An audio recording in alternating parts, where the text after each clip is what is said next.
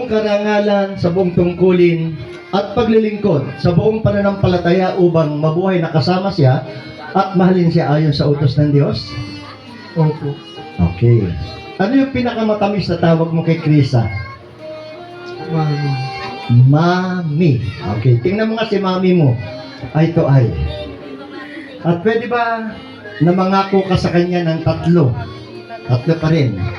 Yung kaya mong ipangako sa kanya bilang kanyang asawa. Unang pangako. Mami. Pinapangako ko sa iyo na kahit na naman ang mangyari, ikaw pa rin ang pipiliin ko.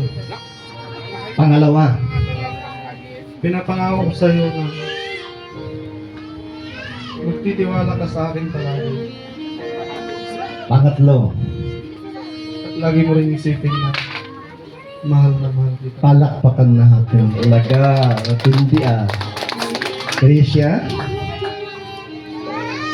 tinatanggap mo rin ba si Lloyd na maging tunay na asawa sa buong pag-ibig at karangalan, sa buong tungkulin at paglilingkod, sa buong pananampalataya upang mabuhay na kasama niya at mahalin siya ayon sa utos ng Diyos?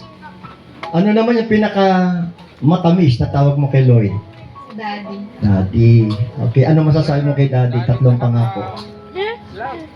Una, pangako kong pagsisilbihan kita ng habang buhay Oh, pangalawa. at mamahalin. Dalawa na yan.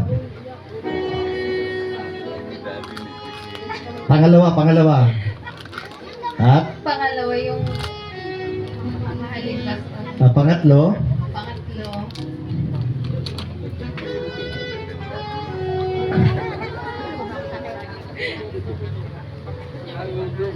naubusan siya. Sige, kahit na ano na dyan. Si Lloyd, handa eh. Ganda ng pangako niya eh.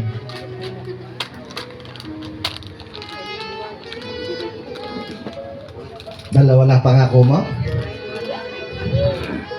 bibigyan ng maganda at maayos na pamilya. Okay, palakpakan po natin sila. Mga ninong at ninang,